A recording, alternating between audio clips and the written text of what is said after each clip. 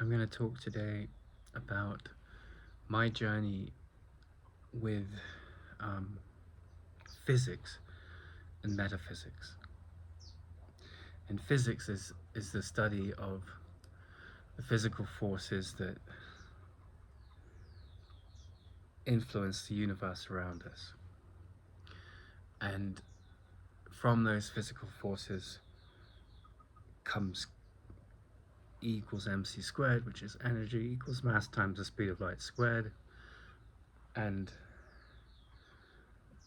from that energy, um,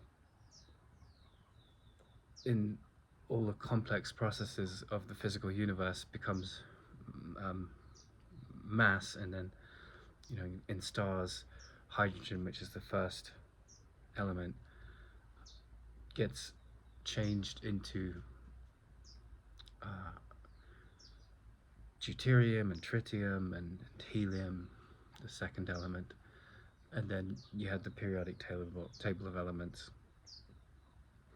And then man comes along and he starts to build heavier um, elements that have never existed before, and that's the physical universe we live in. I have flies around my head, so I'm constantly swatting them. It's early morning and they're particularly bad at that time. So that's the physics of the universe, and it's just an endless exploration of the very large swirling galaxies and the very small. First, Empedocles in ancient Greece, he came across this intuitive wisdom that said there must be things which are the smallest thing, and that's where the word atom came from. And then, with if you look in Switzerland at CERN, the particle accelerator, you start to get down into um, electrons and protons and neutrons and leptons, and then you get to quarks, which are the building blocks of those things, and you start to explore all the subatomic reality.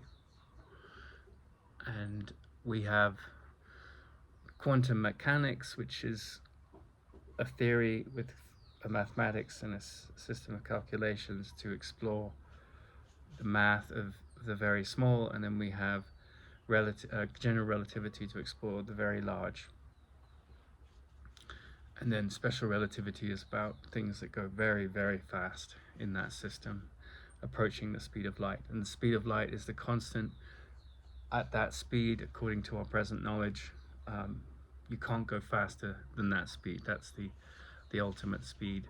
Um, and photons travel that light, and it takes them about 8 minutes to travel from the sun to the Earth. And then what we see is we find this in our universe, where there's um, a mixture of carbon, hydrogen, oxygen, nitrogen, the evolution of what we call organic life, and chemistry split into organic chemistry and inorganic chemistry. And so the idea is that, you know, in the organic chemistry, you can have particulate matter that can last thousands of years, millennia, like millions of years. So, and then more complex life emerges, either based on sulfur in the vents in the oceans, or carbon-based life, which is all of life as we kind of know it: plants, animals, um, and one thing that's clear from our study of that realm of physics is that nothing lasts. Like an asteroid or a planet or a sun, everything has a beginning, a middle, and an end. Nothing is infinite.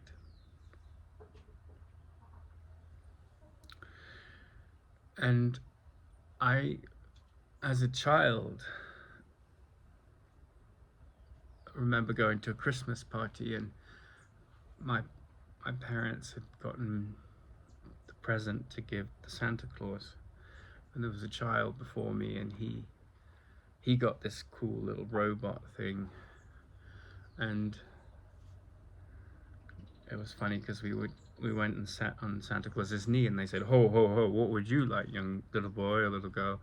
And I said, "Well, I want that electronic device that was it was called Merlin, and you just pressed a few buttons." It was in the mid 70s, and that was the late 70s, and it was the beginning of this movement which came with Microsoft and Apple and Atari and all these other companies at that time towards a personal computing device. And of course, we've come a lot further now. The microchip has evolved, and the technology will constantly evolve. But what I got was a little box, and it was clearly not anything electronic, I could tell, so I was very disappointed. And it was a book about otters. And for a few days I pouted and I was grumpy, and then something pulled me in about this book, and I wanted to see otters. They were so cute. But there weren't any otters near where we lived. They were up in Scotland and in a few places in Wales, but they're quite hard to find in the British Isles where we lived. And so I started to develop an interest in bird life and the natural world. And that interest was very acute, and it grew and grew and grew, and I became an avid bird watcher. I got to see some otters. But I remember writing a poem when I was about 4, and it started with "Come, come, all life has begun. Otters have laid their nests." So they don't have nests, they have holts, and they don't put eggs in the nest like birds do, or platypus do.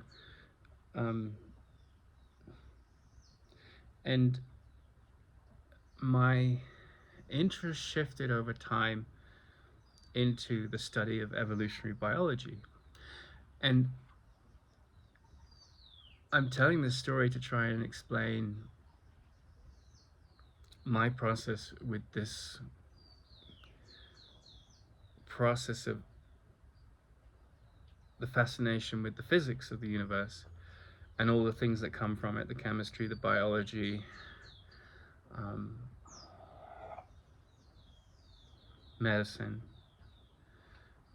And then this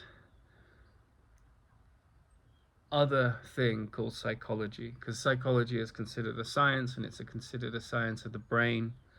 And then you've got neurology, neurobiology, which is the study of neurons and the things that carry the messages around the body of an octopus or the body of a human, and explain how things change in behavior and in the physicality of the body. And then on the other side, you have this study of metaphysics and what is called in academic circles ontology, the study of being; epistemology, the study of how we know what we know; and then philosophy, the study of what is wisdom, what accounts for wisdom. And obviously wisdom is related to the study of physics and the study of metaphysics. And then you have religion, which often is about rituals and belief systems and deities. And so you have,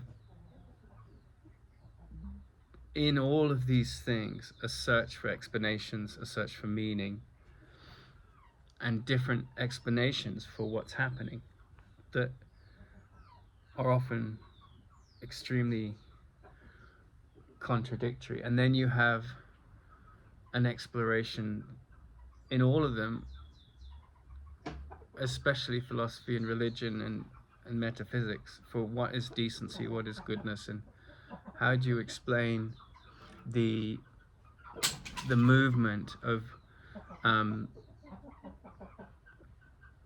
life from this incredible inanimate nature of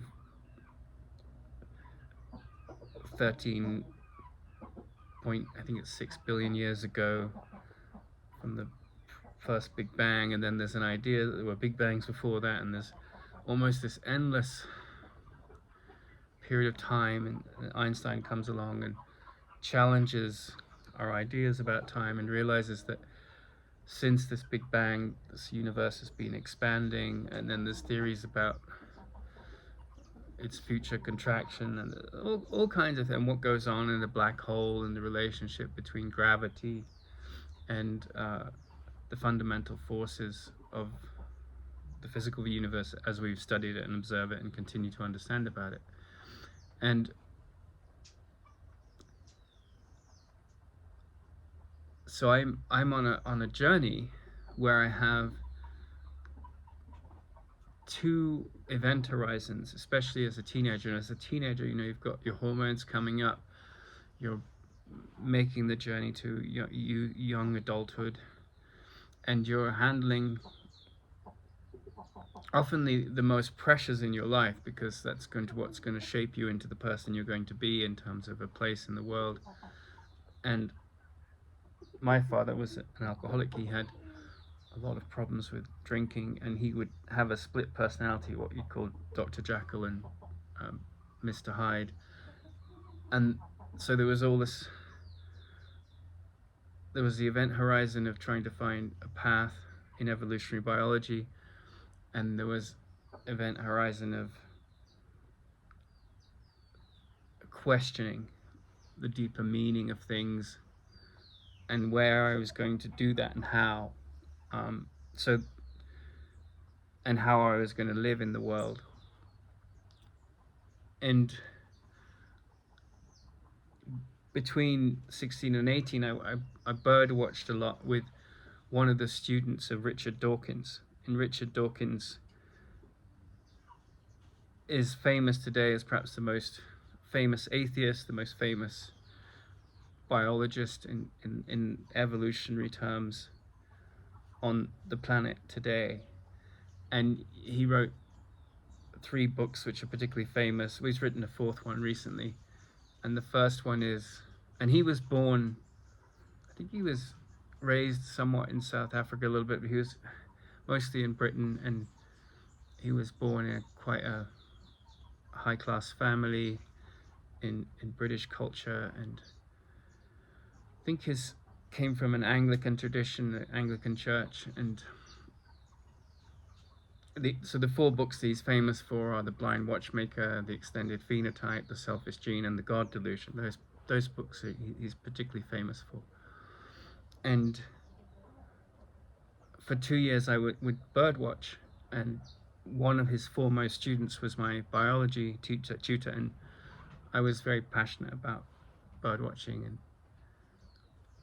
And then one day we went to Norwich, which is a town in a city in the south west of England, and there was a nuthatch that had flown across the ocean, blown off course. They're called vagrants, and there's a species of bird watcher called a twitcher, and he's just interested in, it's like a bit like train spotting, counting all the serial numbers on the different trains, but you're interested in birds and these exotic creatures that get blown off course by gales, and they end up in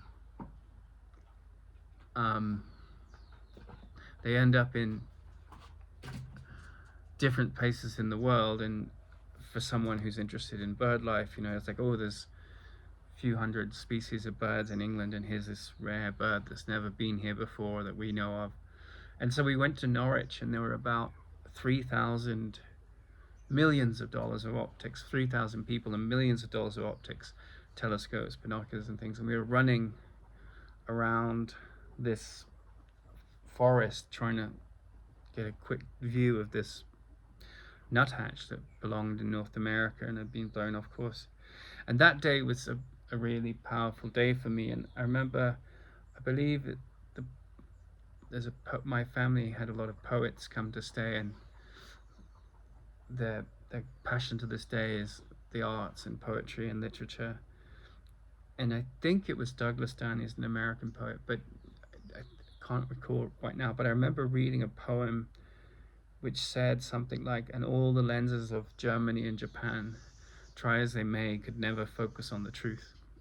And so I was coming of age in this mixture of experiences, and I was very much sort of born again believer in Dawkins' work, and pretty much all of Dawkins' work can be traced to a moment. I mean, he's an acolyte, a devotee of Darwin's study, and you can't really argue anything that Darwin is saying, although the religious people try. And I think Darwin was one of the great men of history in terms of his contributions to understanding the physical realm. But when Darwin died, he left the world with a big question. And the question was, well, why does altruism happen in nature? And there was an American chemist, I believe. He was a chemist. And he had a master's degree, I'm pretty sure, in chemistry. But at one time, he was corresponding with about 3 or 4 different Nobel laureates in a range of subjects: physics, biology, and chemistry. And he came up with an equation that said, basically, if you have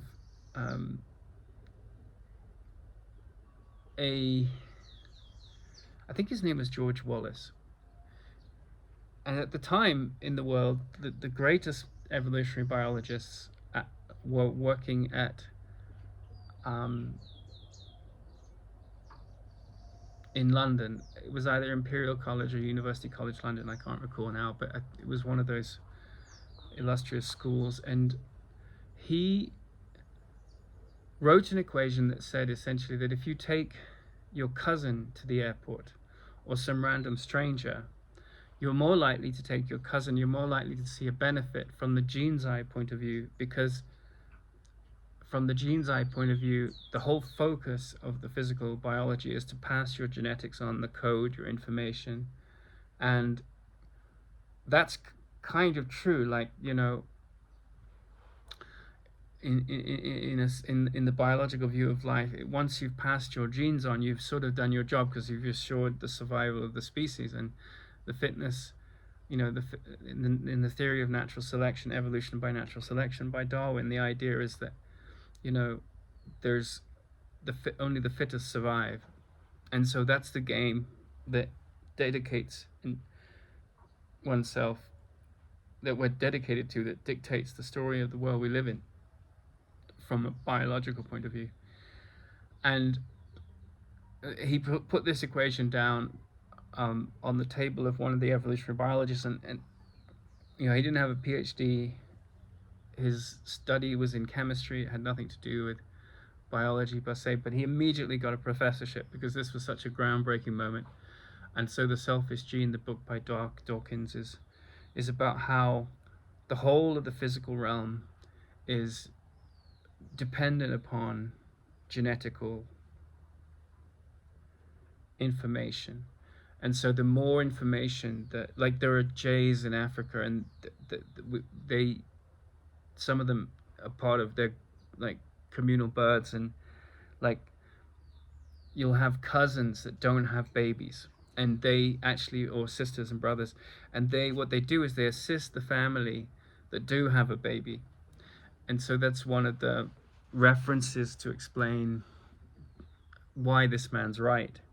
And he is right, and you can't argue with it, right? That's how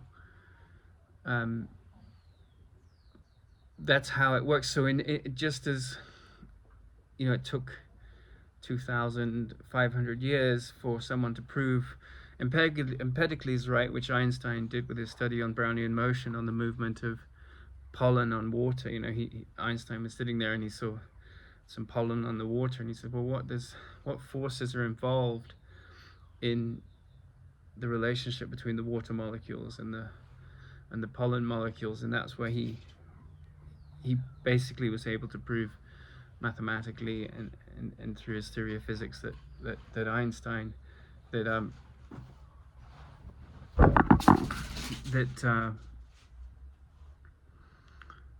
I've got flies and chickens and dogs around me, so that's what the movement's about, and they need to be attended to.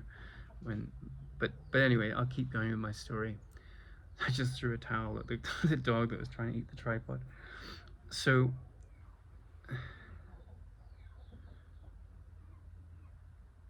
in the similar way that you have atoms as the building blocks of inanimate and animate matter, at the level of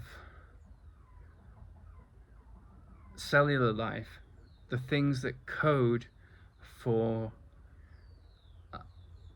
the traits of the cellular story, whether it's single-celled life or multicellular life, which goes all the way up to frogs and dinosaurs and cows and humans and monkeys, that's genetic coding that is and we've been able to trace those traits to the genes. And I went to Oxford to interview with Dawkins, and I didn't get a place. And there was a lot of turmoil in my family life. There was a lot of my nuclear family, my immediate family, we all pleaded with my father to stop drinking, but addiction is a very challenging thing, and it takes major shifts for those kind of challenges to change, and they did eventually, but not till I was 28, and that was your formative years. And so I went off to South America to do a gap year, and I struggled with this search for meaning, because it didn't feel like I would find it in a degree in literature. It didn't feel like I'd find it in a degree in linguistics. It didn't feel like there was something that was on the back of my shoulder that was holding me back from doing further exploration into biology. And as I was working on a whale research ship which sailed from the Galapagos to Colombia and then up to Mexico, and as I worked with these scientists that were studying the whales and dolphins in the ocean, especially sperm whales, and trying to study how deep they dive, I began to see that human nature became more the focus of my meditations. And I saw that you could be very educated but not necessarily happy. In fact, knowledge of the world and the process of the world and of the nature of humans could make you quite pessimistic and sad. And I stumbled upon the teachings of Jiddu Krishnamurti, who was an incarnation of the Buddha that lived about 100 years ago, died in I think 1987, and he started all these schools. And I read about books by Hermann Hesse, and particularly one book, The Glass Bead Game, had a big impact on me because it was a story of a man in a sort of hybrid monastic esoteric game-like community, which the game was similar to chess but with lots of knowledge questions, and the game Go from China, and then a university. It was like a mixture of these things, and he climbs the ladder to get to the top, and then sees it's all an illusion, and that these great minds and very clever people are completely stuck in a labyrinth that has no meaning, and they don't know it. And these things had an impact on me. And then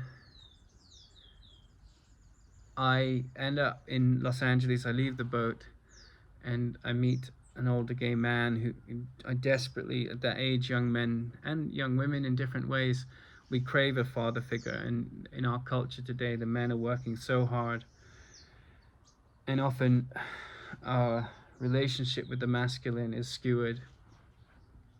And so it becomes so important, it's just like in the Odyssey, there's this line, go find your father. And so your father has a sort of this spiritual meaning, but it also has a sense of like, what's your place in the world? How are you going to function? How are you going to take care of yourself? What's the responsible man or woman that's emerging from the chrysalis of your youth into the maturity of your middle years and older? And how are you going to handle the universe? And it's not an easy place. And anyone says life's easy, it's not. You have to deal with women coming of age. They have periods. Men have to handle so many things. As humans, we just it's this is a tough place. If everyone is challenged. I never met a human being that isn't challenged, and I never met a human being that isn't worthy of love. So these things were coalescing in me, and I meet this man, and there's something very, very different about the man, and it speaks to me. It speaks to me loudly. I mean, he's very quiet and very still and very interested in stillness. But his state of mind, his demeanor has a huge impact on me. His name is Tara Singh, and he was a student of the Course in Miracles. And the Course in Miracles is a book which came on into form in the world that we call this physical universe, and it's a spiritual teaching that's, I think, very, very important to mankind. Not the book, not the paper, not the words in it, but what it points to in terms of how it's sort of like a story, an instruction manual about what the mind is and what the mind's function is. And when I say mind, I don't mean the brain.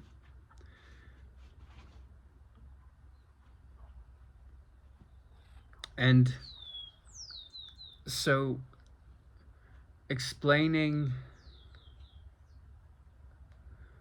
many aspects of the future of medicine will come down to gene therapy, right? So you have a trait that's coded into your heritage, your physical heritage, and you manipulate the genes, and hey presto, the next generation doesn't have that trait. And years later I end up in India, and I tell my yoga teacher, I have psoriasis, and that my father has psoriasis, which is a skin condition, which I've recently managed to heal from eating beef. Just beef. I don't eat anything else at the moment. But when I went to India, I was devout vegetarian. I became a vegetarian at that point. I was a vegetarian for 12 years. And this yoga teacher said to me, yeah, you don't have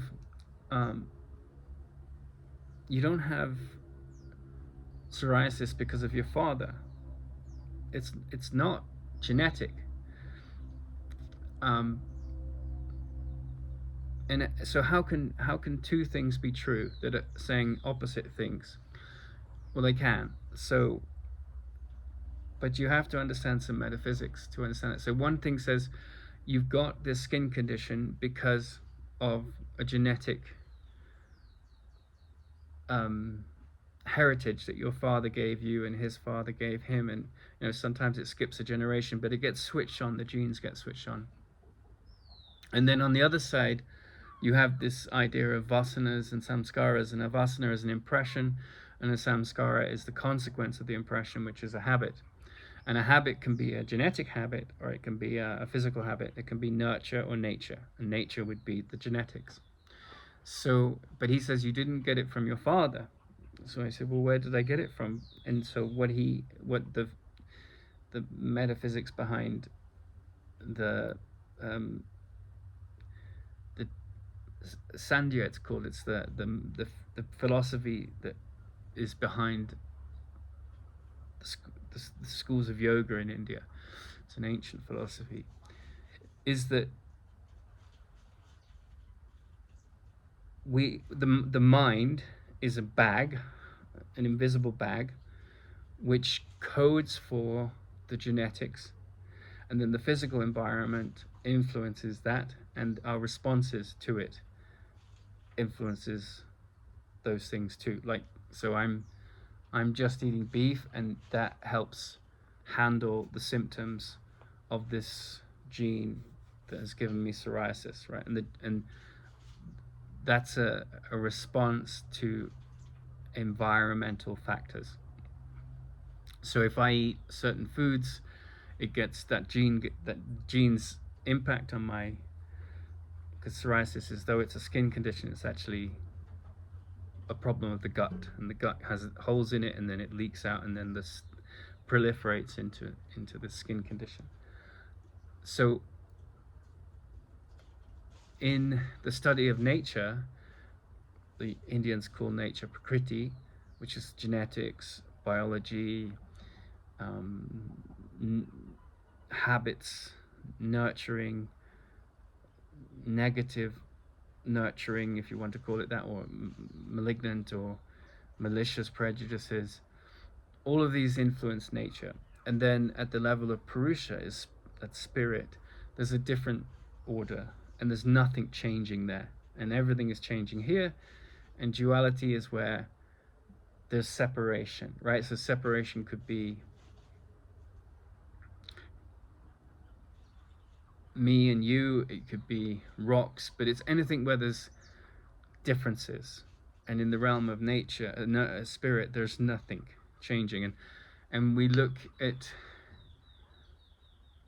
any hero in a spiritual myth, he goes through being a baby, a child, and then a man, and then a spiritual man.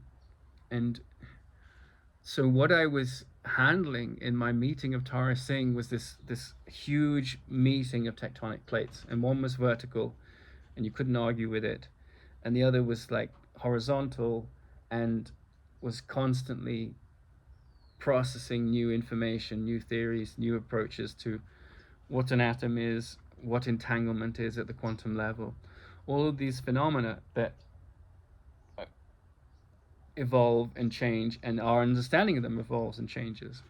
We didn't even know that quantum entanglement existed until recently, relatively recently. The people in the medieval ages thought that the Earth was at the center of the universe. Now we see it's just one planet circling a sun in a solar system, which is part of a vast galaxy, which is in a swirling sea of other galaxies, which may be in a multiverse of universes. We don't quite know. We're still figuring it out. But the hardest thing for me to get my head around, which is a big part of the movement towards spiritual maturity, is what the Course in Miracles calls causation and effect.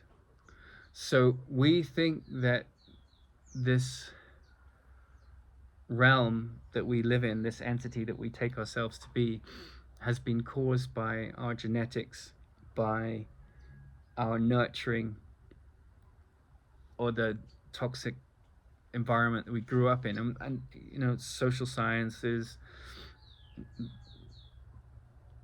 physics, neurobiology, neurology, all of these things back those arguments up. And at a certain relative level, they're true. Just as the yogis are right that our vasanas create our reality. So you can have two twins growing up in the exact same environment. They have different fingerprints, and they may have a great deal in common, but they still have different personalities. And so the idea about causation is that this life that we're living is a school, and the school's purpose